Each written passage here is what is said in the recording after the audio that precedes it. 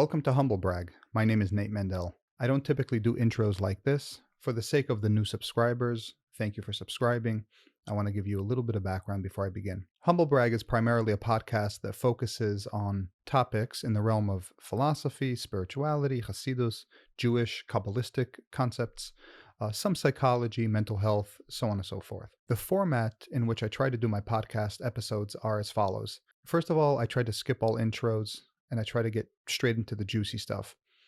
The concept of clickbait, especially on YouTube, has become such a epidemic that it has made it such that myself and possibly others are so sick of catchy phrases and titles where you go into a video or you go into an episode and you're just not getting to the guts of the matter.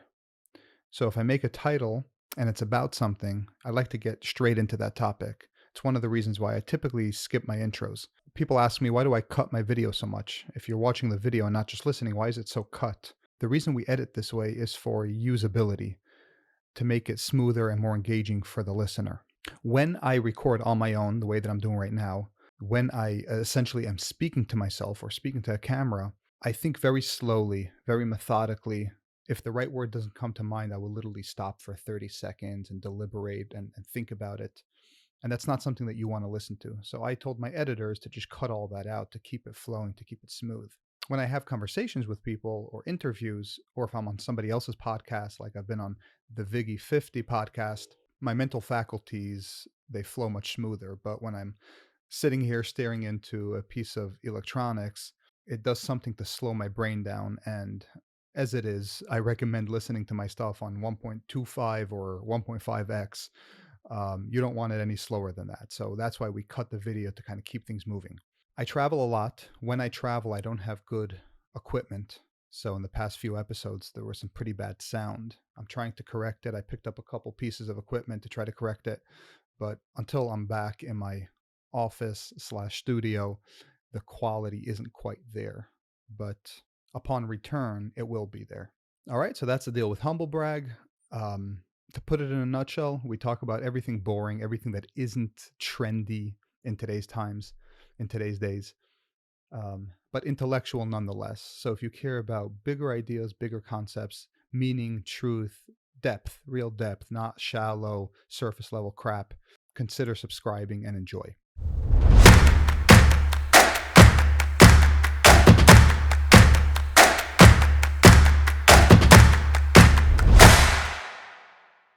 Ah, so Trump has been elected, huh?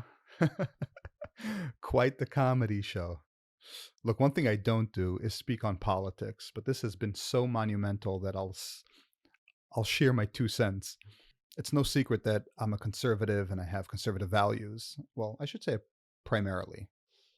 People think that when you're a conservative or you're a liberal, your values align 100% to that side. And it's not true. If you actually ever take the test, you will see, for example, when I took the test, I believe 65% of my values aligned on the right, and the rest were center or left.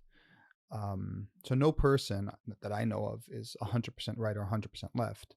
But still, since the majority leans to the right, I consider myself a conservative. Being a conservative, it is obviously a delight to see that Trump was reelected. As I joke with my friends and family, it's not easy winning 3 elections in a row. As Trump said, we're sick of winning. Get it? 3 elections in a row. The reason it's so satisfying is not because specifically Trump won, it's because the collective, the world and America at large fought back. They fought back against primarily free speech. 4 years ago, we had a big issue, and I discussed it on this podcast. It's a free speech issue. I don't think any of the other issues were as the free speech aspect. Purple here, all the woke crap, all that stuff aside, that corrects itself. And that's part of what we're seeing here, a correction. Free speech is where everything derails. And we're on the path to correcting that with Elon Musk purchasing X, with Trump straight up fighting mainstream media, calling it fake news. We are going now on 8 years strong of fighting against censorship and free speech, and we're getting closer to correcting that as well. The thing that I find the most comical about all of this is not that he won. It was so obvious that he was going to win. I just didn't see any energy. I don't really watch the news closely.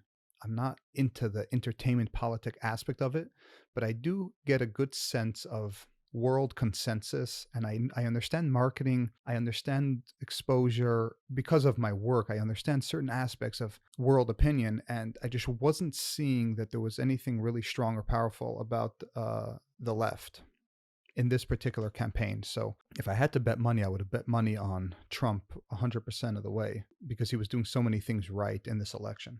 In any event, I don't want to get into all of that. The thing that I find most comical is that now that he won, you literally hear the left whining and crying and using words like he won because of racism, he won because of misogyny. I am dumbfounded. It never ceases to amaze me how utterly unintellectual the left or the progressive left has become. Seriously, how utterly stupid are these individuals? Is there any intellect left whatsoever? This is a standard case of cognitive dissonance if you think about it. This particular phenomenon is very similar to when you're in a relationship. It could be with a friend, a partner, a wife, a girlfriend, and you're mature enough, you know how to communicate your feelings and your needs. And you look your partner in the face, in the eyes, and you tell them, I need words of affirmation from you. I have a need for that. And you communicate that clearly. Nothing's left up to ambiguity, nothing's sidelined, no gaslighting, nothing. I need more words of affirmation from you because it'll help me feel ABC. And the partner then proceeds to diagnose you and tell you what you really need or what they think you really need. What do you call that?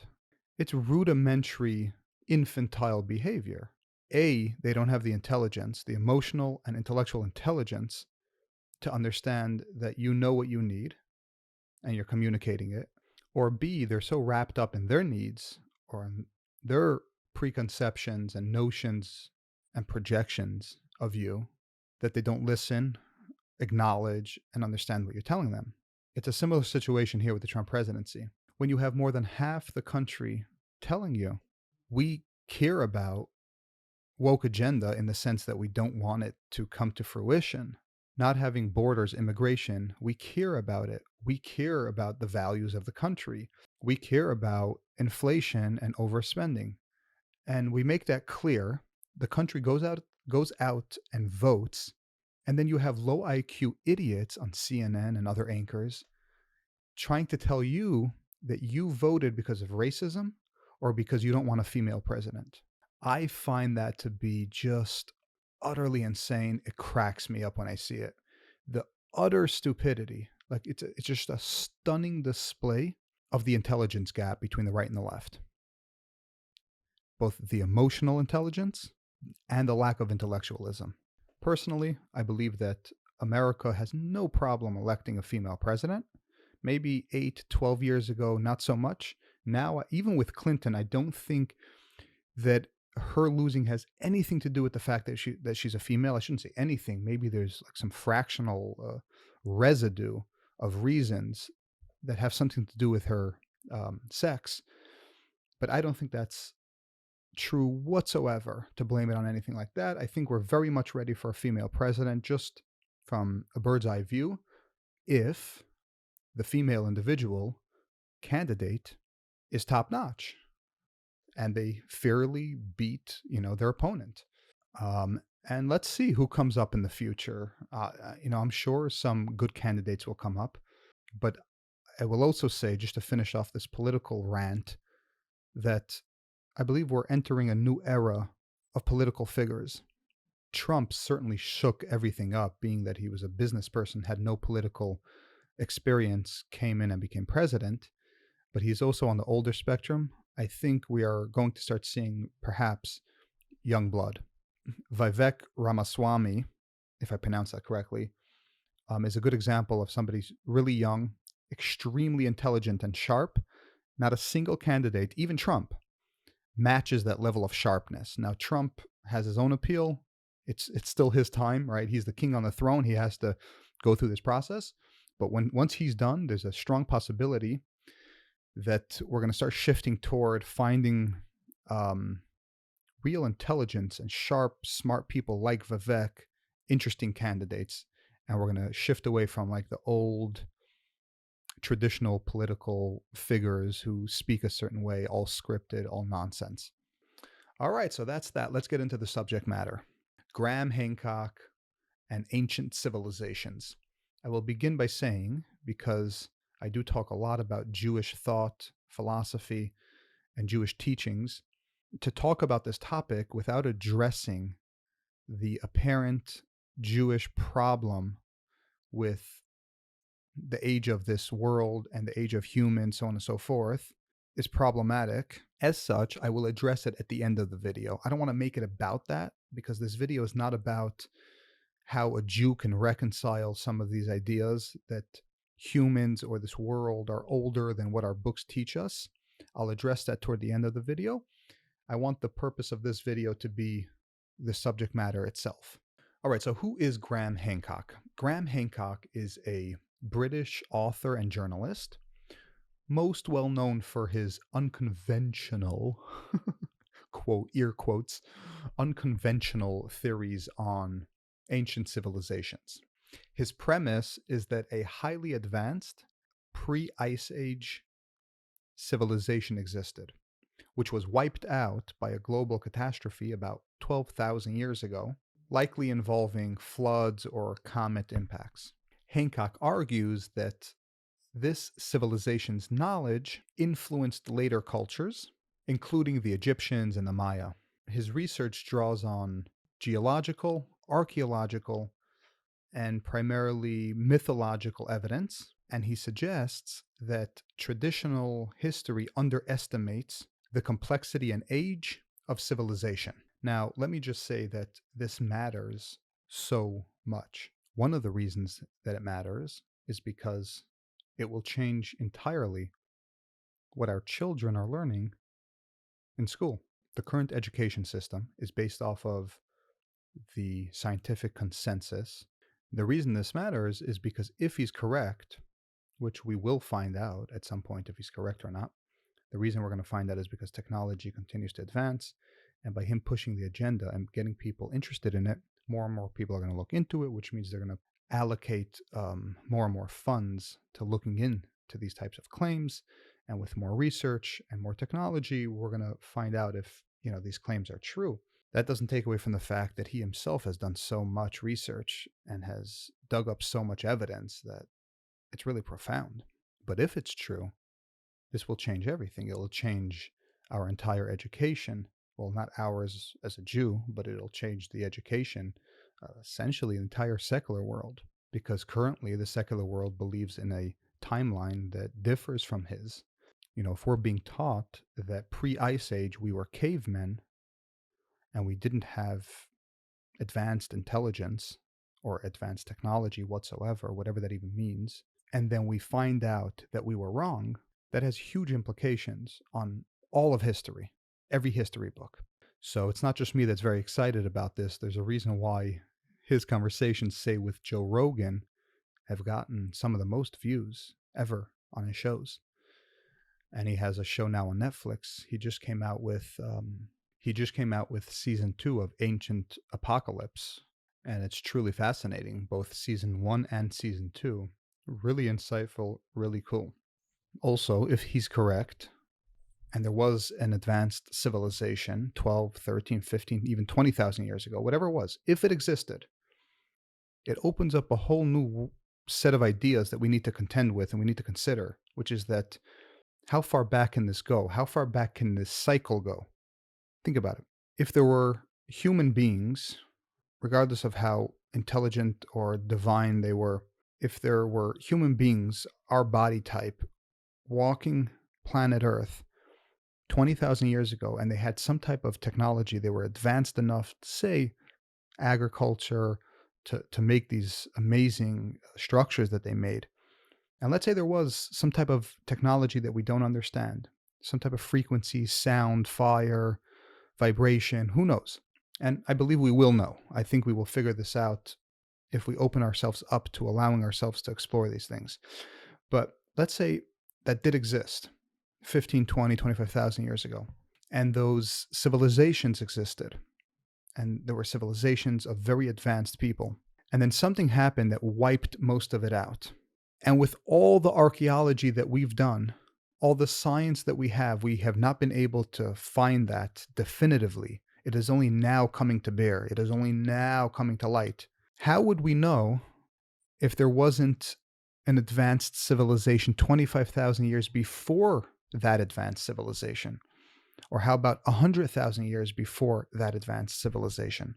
All we have from back then are remains, like like little bones, footprints, stuff like that, that we like cherish, and we create worlds of thought and ideas around them. We come to conclusions and opinions on them. If we're so wrong about something so fundamental that was relatively recent, what else are we missing?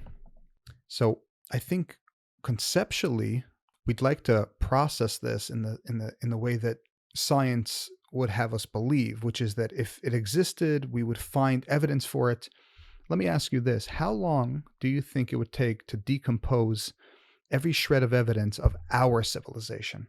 I don't know the accurate answer to this, but what I would suggest, just off of what I do know, that some of the stuff that we've created that would take the longest to, let's say, disintegrate or decompose or completely mesh back into nature would possibly be nuclear related waste. They say it could take tens of thousands of years. Even that I have a hard time believing, but that's beside the point. If everything we've built, every structure, the building I'm sitting in right now, the metal rots, turns into rust, it gets eaten by nature. If everything our entire world is made up of right now would not leave behind a shred of evidence in 25, 50, or 75,000 years, how much more so an ancient civilization, perhaps, would be wiped out in that sense? My point is, the lack of evidence, which, by the way, we're now at the cusp of finding new evidence and looking at things from a different perspective, a different lens. But up until now, saying that there's no evidence for XYZ doesn't mean it didn't exist. I think the evidence that demonstrates that most evidence disappears from the face of the earth is very scary, because to ponder what may lie behind that reality is fascinating. So if you haven't watched his Ancient Apocalypse, I suggest you go check it out. Obviously, his core argument is that there was an advanced civilization. He thinks that many phenomena that we see around the world, like the pyramids, these pyramid type structures, myths that you have in ancient cultures. For example, there's a myth that almost every single culture shares about there being a catastrophe of some sorts, like the flood. In Judaism, we have Noah, Noah's Ark. Yes, our timeline is slightly different, but that's not here nor there. Almost every single civilization has a myth akin to that, being that these civilizations were literally oceans apart, and according to modern science, they had no connection to one another. You have to come up with a logical way to explain how everyone's building the same buildings, everyone has the same types of myths, so on and so forth. One interesting idea to ponder on that particular note is that there is this idea, I think I've discussed it in the past, but there's a concept whereby when an idea comes into the world, it doesn't matter where it is, if that energy, that creation, on whatever level it is, enters the physical realm, it is quickly followed by it entering the physical realm in other locations. That would account and explain why in different parts of the world, people work on the same invention sometimes, like airplane, I think, was being worked on in two different areas. I recently heard something from some rabbi, I forgot who said it, but he said that the romance and love that was introduced to the world, I think in the 1800s or so, is because of the romance and love that was introduced to the world through Hasidus for Hashem. So Hasidus rolls around, starts teaching this deep, deep, compassionate and love, almost on a romantic level with Hashem, this connection, this relationship. At that same period, think about it, that energy entered the world. It didn't exist before. And where did the secular world take it? How did they express that energy? As we see today, the type of romance and love that has transpired into how we think about it in a modern sense. So, really interesting ideas. True or not, I don't know, but welcome to the world of ideas, deep thoughts, and philosophy. So, okay, so I have a tentative answer for why somebody on this side of the ocean and somebody on that side of the ocean is building a pyramid there and a pyramid there. Why do their art look the same? Why do they both have a myth about a flood? Why do their myths look like they're drawing like paintings or whatever art of like comets and stuff like that? So, and it's not one or two, it's dozens and dozens of civilizations with similar stories, similar manifestations, similar art, similar everything. You know what else they have in their myths? One of the prevailing myths in a lot of these cultures is that there was some type of savior or advanced being or someone, something that showed up and taught them, introduced to them civilized living, advanced ideas like agriculture and how to live and how to make things. And then that entity disappeared or left. So a lot of this stuff has been thought up to just be myth. And that's why we use the word myth. But when you start thinking deeply into these patterns, it starts to unravel and it makes you question, wait a second, maybe it's not a myth. The whole concept of a myth comes into question. So let's talk about the concept of a myth. I've been thinking about this because not just because of Graham Hancock, I witness Jordan Peterson having a debate with Richard Dawkins, and Jordan Peterson is getting all worked up. They're getting into this heated back and forth, and Jordan can't understand why Richard won't accept and understand and realize that the mythology and the stories, they have meaning. They're grounded in morality and truth. And I'm sitting there observing this back and forth, and I'm just like, what in God's green earth is like, what's the disconnect here? When I watch two people debating, it's less about the argument itself because I'm biased too. I have an opinion already. I like to analyze and try to understand, what is this person trying to say? How is he going about communicating it? What is this person trying to say? Are they talking about the same thing? Are they understanding each other? What is the disconnect? And when I'm watching those two, all I'm thinking to myself, this idea of mythology and myths keeps on coming up in all these conversations across different domains. What is this? Do we have to contend with it? Because growing up, if you just understand the word myth as a definition on Google or the Webster Dictionary, it's a myth. You don't really think into it. You think of it the same way that you think of maybe a superstition. It's just fake. It's just it's folklore. It's a story. I grew up, it would be like saying Moshe Rabbeinu wore a tallis and a shtreimel. Okay, cool myth. That's how we think of the word myth. But then I start realizing that there's something else going on here. The word myth, or the way that it's used, is completely wrong when it's applied to situations and topics like these. I think we have to stop using it, or we need to converge on what we actually mean when we say myth. The reason this is very complicated to do is because the reality is the ancients, when they recorded or gave over orally these myths, these stories, it was often mixed up with things that we find illogical and against physical science, if you will. For example, if there's a myth that the god, so such and such, lifted a stone with fire and melted it in place, science doesn't believe that there's such a thing as a god, so it must be a myth. You can't lift a stone without a tractor, so it must be a myth, right? None of it makes sense. So we think of it as myths, and we can't detach. But what I'm starting to see just by reading between the lines is that a lot of the myths are actual historical accounts of something taking place. Through the nature of a lot of time and it going from ear to ear, person to person, details are added to these stories and details are changed in these stories.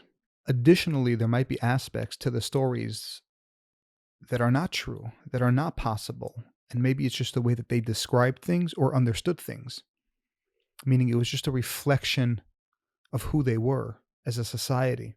For example, if I'm a Jewish person and I believe in God and I believe I have a munah, I believe that everything comes from Hashem, everything that happens is for my best.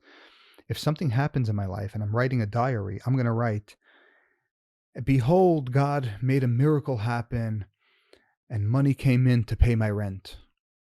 That's a reflection of how I view the world. It's a reflection of my reality. Now, if you see that in 3,000 years from now or 10,000 years from now, and there's no shaykhus, no connection whatsoever to the way that we thought as humans in today's time, you're going to look at that as a myth. I hope I'm being clear. The way in which the ancients communicated, first of all, there's a pattern there. There's symmetry. It aligns. They all spoke and communicated things in a very similar manner. There was a lot of good and evil and gods and spirits and conceptual talk. But perhaps it's conceptual because we don't understand how they saw things manifested. So what I would like to see explored further is the premise that perhaps a myth is not a fairy tale. A myth is more likely to be an historical account of something that took place that has elements that we don't understand or that are today, according to science, against nature or against the natural laws as we understand them. Because if we could separate the two, if we could say, look, perhaps 80% of the myth, of the story, of the recounting, of the account is true, 20% is untrue, and we start viewing it as potential history, it'll open the door to, like I said earlier, exploration, and we're going to start actually finding more things. If we close off to it because there's an element of the story that cannot be true or that's anti-nature or anti-physical law, the laws of nature, then I think we're throwing out, how does the saying go? Throwing out the baby with the bathwater? Something like that. If you open yourself up and allow yourself to explore myths with this perspective, the divide becomes much smaller. All of the sudden, people using the word myth and mythology, and they're talking about these stories and these concepts and these ideas, all out of the blue, before you know it, you converge, you come together, and there seems to not be such a big divide. It also opens up the door to exploration. If Jordan Peterson, I believe, would stop using the terminology that he uses, because these are trigger words for atheists, these are trigger words to scientists. You can't say the word myth and then try to be serious in the conversation about a serious phenomena. You just can't do it because they're anti. They go against, right? It's a contradiction. It's like saying unicorn. Now let's have a serious conversation about unicorns. You can't say fairy tale, you can't say myth, you can't say mythology, and then have conversations about epistemology, about morality, about the importance of stories, because it's a non-starter. I think we are dealing here with a terminology issue, and that's why we're not able to come together and understand. That's why the right and the left can't come together and understand. And by right and left, in this sense, I mean believers and non-believers. Essentially, as we will learn in the coming weeks and months, we all agree. There's only one truth. It's inevitable that we're all going to agree. If enough time goes by, we all agree. As we see, science continues to come up with theories. They're continuously and consistently proven wrong. They just update the textbook. They pretend like they never made the mistake in the first place. That's how it goes. There's only one truth. So it has to lead there. But it's a matter of how much rigidity and fighting and how bumpy is the road to get to the truth. I think it's time that we could start embracing a smoother path. Speaking of science coming around to accepting things, I believe that Graham Hancock is a real pioneer. The agmas nefesh, the personal sacrifice that you have to go through to go up against mainstream anything, Trump in politics, Graham Hancock in archaeology and science, the goals, the wherewithal, the strength to go up against mainstream anything. They crush you down. They make it their life's business. They make it their personal business and their life's mission to destroy you. This is how the world works. And these people, they just fight and fight and fight and fight. And then you get results. I believe that because he's pushing so strongly and he's going, forget about mainstream, going to the podcasts, going to where the people are, to where the people are who want truth. He's starting to get people to pay attention, to be interested, to find intrigue in it, to see the truth in it. And through that, you're going to have more and more generations of people that say, you know what, let's explore it. Maybe there is a technology that we don't understand. Maybe there's a way to cut rocks, to move extremely heavy items with a vibration or a frequency or a technology that we just simply have never wrapped our head around. To me, it's not surprising. They say the walls of Jericho fell. It was they walked around, did some ritual or something, and it just crumbled. We grow up as religious people, we grow up with these myths. It's just a lot easier for us to just take a deep breath and say, you know what, maybe there's some type of truth to it. We don't understand it, but there's some type of truth. When you're like rigid, no, it has to go according to the laws of nature. Well, maybe you don't understand all the laws of nature. Maybe there's properties and technologies and fields and energy and stuff that you just haven't been privy to. Calm down. Get off your high horse. By doing so, I think science is going to start taking it more and more serious. I think ultimately and inevitably, if it is true, the things that he is positing, the evidence that he's starting to present, and all of this stuff gets confirmed, and some of it's true, whatever it is, he will end up being looked at as a serious pioneer. Somebody who broke through and brought an entire new generation of thought, history, and world knowledge to the world, which basically means that his legacy is set in stone. Granted, it's true. Again, if we start looking into this and a couple years in, there is solid evidence to the contrary, and it goes absolutely and utterly nowhere. And at the same time, our technology improves to the point where archaeology becomes so much more believable, the traditional narrative, then fine. It'll drift away, it'll fade away, nothing, no harm, no foul. But if the opposite is true, and it ends up showing and demonstrating that he was right, we have to relearn, re-explore everything now. And that's beyond amazing. And I keep on mentioning technology just so you understand what I mean. Technology is, everything's going to come to light. All of it, it's all coming to light through science, through technology. Some fascinating technologies that I find mind-blowing are de-extinction. They have a successful process for it and they're working on it. If they could find, which they have, but if they could find, I don't know, a molecule of a species that went extinct. For example, let's say something went extinct in the North Pole and it's frozen in time. And there's just a little tiny piece of something of that species left. They could take it and potentially bring it back to life. De-extinction. I've questioned to my brother, we had this conversation, perhaps Tchias HaMesim might work that way. And not that I need a physical explanation for how Tchias HaMesim is going to happen, but from what I've seen, a lot of the prophecies, a lot of the hopes and dreams, they come about through natural ways. I believe that everything's magical. The fact that I could speak and this goes through a wire and it gets recorded and that's recording visual, and I could speak on the phone across the country, and I could do all this radio waves, sound waves. To me, it's all magic. Like, I truly believe that if enough time goes by, every single magic you see in Harry Potter, for example, could become a reality.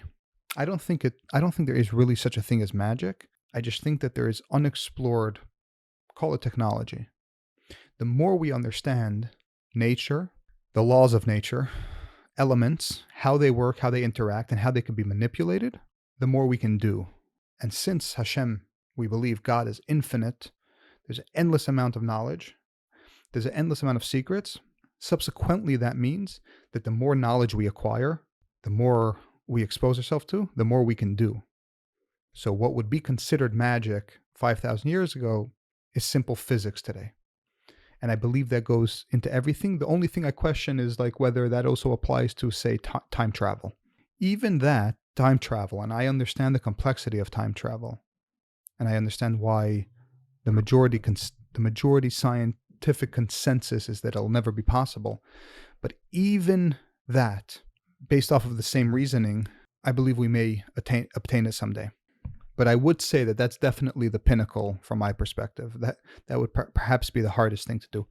Entropy and the world expanding and moving forward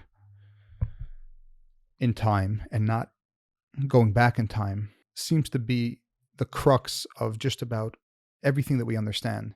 But perhaps there will come a time when we will understand properties, we will understand laws of nature that we don't understand today. All right, so Graham Hancock has really put himself into a position that could be a legacy that lasts millennia. Regarding his conclusions and the evidence that he presents, I would venture to say that it seems very logical and plausible. Granted, you're not a person who follows mainstream anything, right? If you don't rely on CNN and mainstream media tell you what you should believe, if you don't necessarily believe in mainstream science to tell you what to believe, if you don't put yourself into a box, but rather you allow yourself to use common sense and logic on top of the information that you're being fed. That's what I do.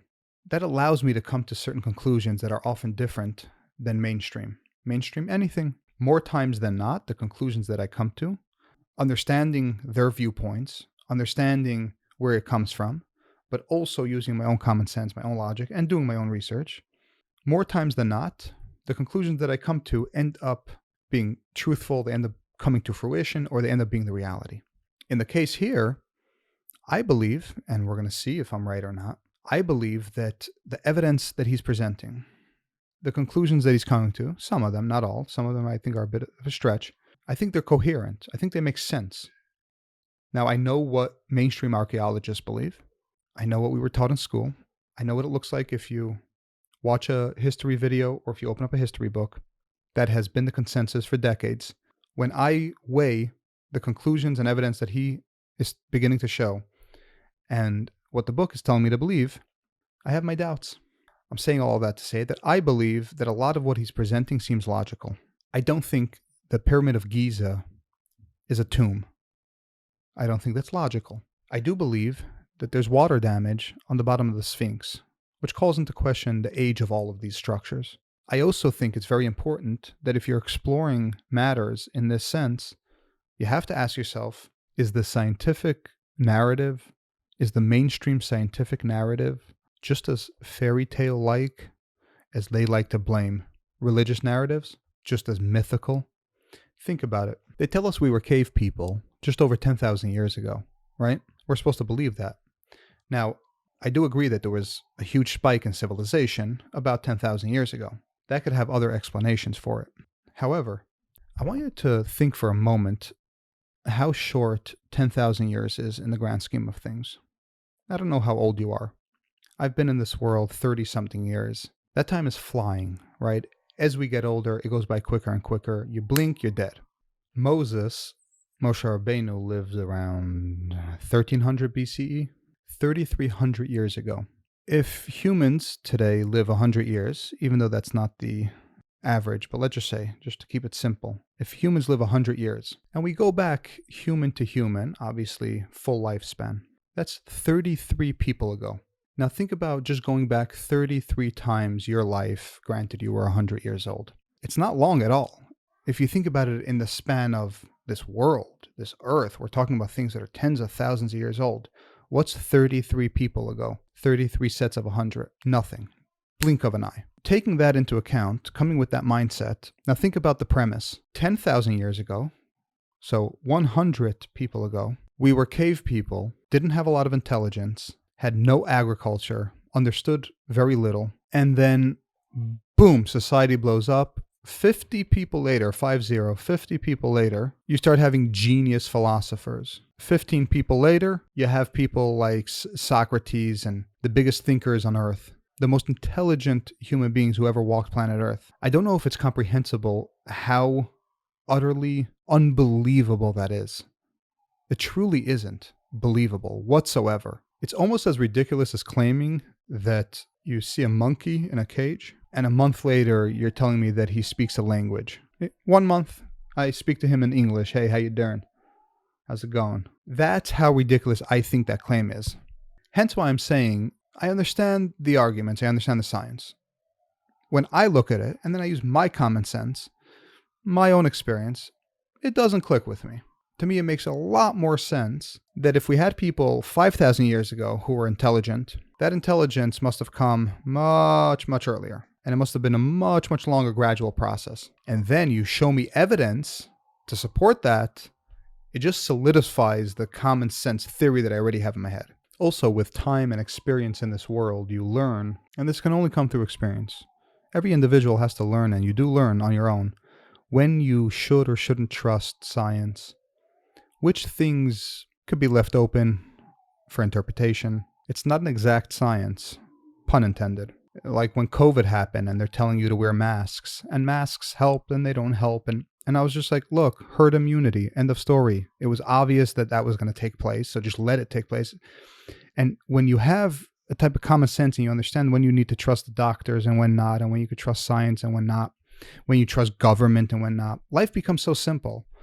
Listen to what they're saying, do your own research, use your own common sense, and come to conclusions that make sense. When exploring these ideas, opening up giving birth to new worlds of thought and ideas, you have to allow yourself to think in these terms. To conclude my point, I think that his work in these areas seem logical. I do see the stretch. I see when he's trying to stretch things a bit, how he's trying to connect everything to his narrative. Again, we are who we are, right? He could try to be as unbiased as possible and try to be as evidence-based as possible. It's not going to match the process of modern archaeologists and scientists, their process of proving theories and obtaining evidence and everything. But that comes with funding and organizations. It's so much bigger. But my point is, even in Graham, listen to what he's saying. Think about the bigger picture. Come to your own conclusions within his evidence. Stack it up. Understand it. I think a lot of what he's saying, he's introducing to us something that is going to be real serious in the coming years. But some of it is going to be kind of pushed to the side. I think he himself is going to refine his idea as, you have to explore it in order to understand it. I think he's onto something, but it still needs some work. In a broader picture, I believe what we are seeing and what we're coming to is a general paradigm shift. In the world at large, we've been thinking a certain way, and all of what's taking place, as much as I'm trying not to talk about politics, but even this whole right versus left political issue with Trump, it's all part of it. There's a huge, huge paradigm shift taking place in the world, in society, as we speak. Graham Hancock is part of it. Donald Trump is part of it. Different breakthroughs, all our free speech issues, even the progressive left and wokeism being introduced is part of it. It's the Yerida Tzorech Aliyah. In order to have a public conscious shift, a paradigm shift, you need stuff in society that shakes things up so bad to motivate people to look for a new route, look another way. It's like, I think about it like the satellites in the sky, and they need to change their coordinates or aim it in a different direction. That's kind of like, we're looking at it this way and we need to like shift the entire perspective of the world to a different perspective. And then it's like, oh, wow, you were there the whole time? Holy crap, I didn't see you. How you doing? I love you. You're beautiful. You're great. I think that's what we're in the middle of. And it goes across different fronts, but they're all kind of related because it's taking us to another way of thinking, I suppose. I'm not really sure how to describe it, but I see it taking place, and I get like little inklings of how they're interconnected. Part of the paradigm shift that I think is happening across all fronts, in the theological domain as well, it's all connected, is that we're coming to this understanding that we really all agree. Why do we all agree? Because there's only one truth. We can't not agree. So if I say I'm seeking the truth, you say you're seeking the truth. Granted, at the starting point is that you believe this is the truth and I believe this is the truth, but we're both seeking the truth. Maybe the truth is right here in the middle. Maybe I have it. Maybe you have it. We have to come together. Either we're going to meet right here in the middle. Let's say this is the truth. We're going to meet right here. Or if you have the truth, I'm going to meet you there. Or if I have it, you're going to meet me here, because truth is one. So if we're entering a time where people genuinely care about truth and they pursue truth, which is essentially what science claims to be doing, in a certain sense they are. It's what intellectuals claim to be doing. It's what philosophers claim to be doing. So if we're pursuing truth and we have the technology to speed it up now, great. So I'll see you at the destination. You know what I mean? And I think the world is starting to see that. Your skin's black, you're not my enemy. You don't believe in God, you're an atheist, you're not my enemy. We're all friends, we're all family, one big happy family, unity. Let's find the truth. So it's all part of the paradigm shift. There's this huge shift taking place. So I believe that we all agree. As I mentioned in the previous episode, I want to create an episode called We All Agree, but I want to prepare that and make sure that I frame it correctly so that it's of substance. I believe that we all agree because there's only one truth. We have to all agree. And our core issue is wrapped up in semantics, labeling, and describing our beliefs with different words, for lack of better explanation. In order for this paradigm shift to take place, as I mentioned, the arida had to be the low, the immorality, the irrational thinking, the stupidity. And because it was there and it was so extreme, even those on the left, the more moderates, are like, whoa, we need to distance ourselves from that. All of these happenstances, all of these occurrences are going to help us find deeper truth through unity. When there's true unity and people begin to realize that we're not really at odds with each other, we're not really in a fight with each other, and we can work with each other, we're going to start seeing really fantastic and amazing innovation and breakthroughs.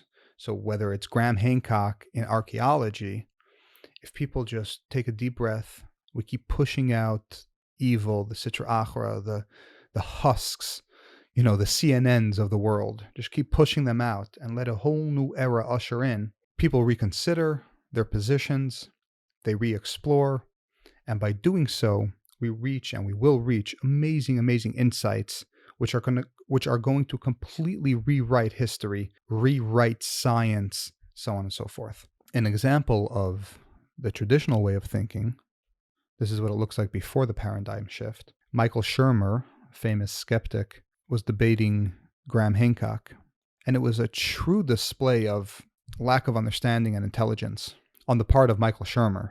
And Michael Shermer is supposed to be this big, intelligent skeptic that knows many things across many topics. And he just didn't have the information. But what it showed is the behavior of the skeptic. It showed the behavior, the part of human behavior that is just so low and undesirable, which is that he was sticking to his guns and he was being a skeptic for the sake of being a skeptic. And that's exactly what we're trying to get away from. Stop rooting for your team for the sake of rooting for your team. This is why people have accused atheists and science and people who are like really into science of simply joining a new religion. So they leave religion, they hate religion, they're anti-religion, and then everything they're joining, they're dogmatic about it and they're just as religious about it. Like, just stop. Let's be intellectual. Let's be open-minded, really explore things for their real merits, for the evidence, with logic, with coherence. Once we start doing that, science is going to update. All right, there's going to be a major update. Android 14, 15, update your phone. Okay, it's just going to be, let's update the textbooks. They're going to pretend like, I could almost guarantee you, I put money on this, that when these new discoveries finally are accepted into mainstream science, mainstream archaeology, they are going to somehow spin it as though they always knew this and it was just part of the evolution of the discovery. And they're not going to give credit where credit is due, but that's okay. That's okay. Nice little tap on the back. It's okay. We got to get the truth. How we get there is sometimes messy, but we got to get there. In conclusion, I think Graham Hancock's work is great, phenomenal. He's obviously a good storyteller. I want him to continue. And if not him, as he gets older, somebody else could fill his shoes. There's a lot of untapped potential technology. I've watched a lot of videos in that domain.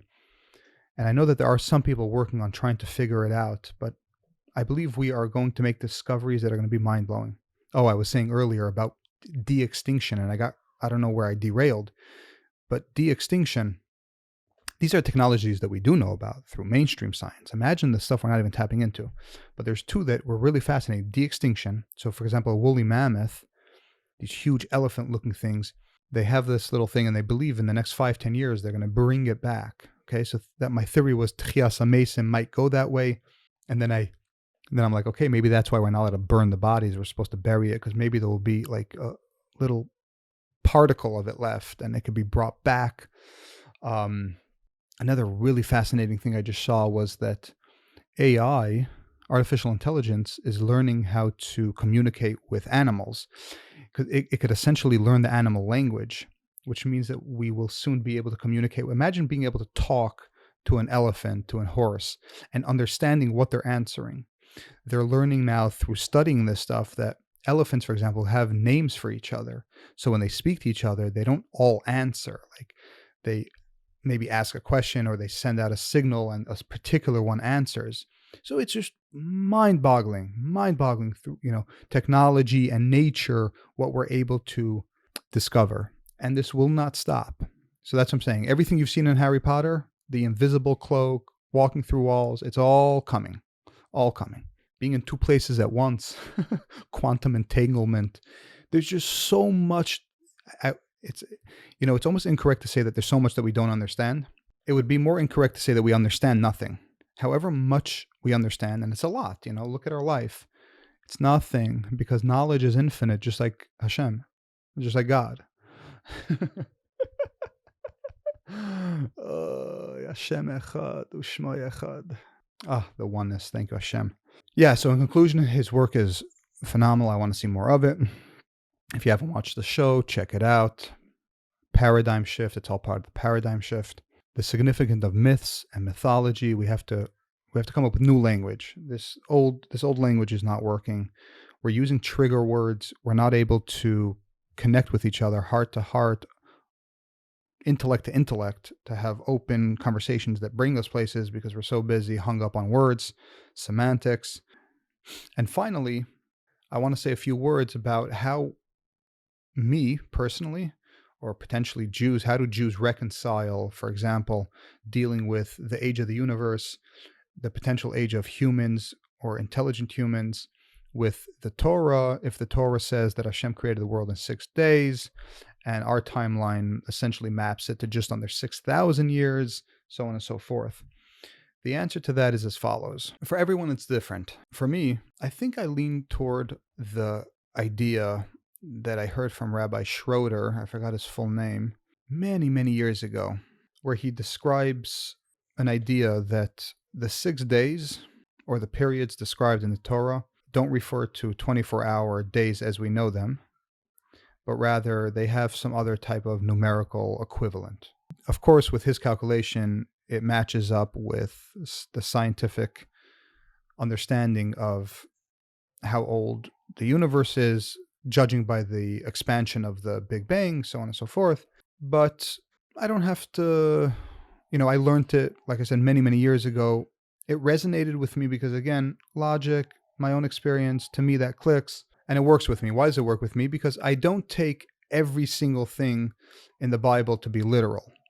In fact, we know that there's so much in the Bible that is esoteric, that's hidden, that's a mystery.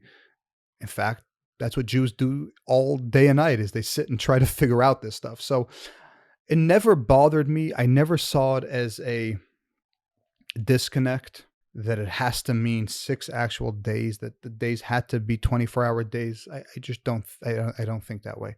I'm very practical, and I don't think this practicality really has to fight with my religious beliefs. And indeed it doesn't. If we see evidence and we see that this planet, this globe is much older, and that this cycle may have been going on, to me it just means there's something we don't understand. Maybe our interpretation is wrong. That's to think that God planted bones in the earth to confuse you. I'm not going there. So there are different ways in which Jews reconcile this conundrum. All I could do is share with you how I do. And that's what I just did. Like I said, to me, it's just not it's not a difficulty. It's not a challenge. I don't see them as contradicting. I just, as I learn things that seem to be factual and make sense, it And if it contradicts something, I just think to myself that the thing that it contradicts either wasn't properly figured out or needs further exploration. And it's that simple. We were wrong about something. Maybe that was the problem. Maybe our interpretation was wrong. Maybe we were lied to.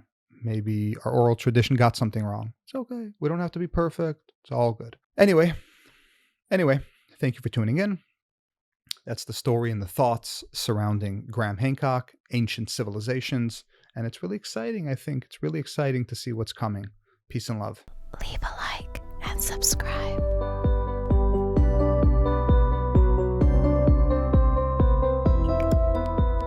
Subscribe.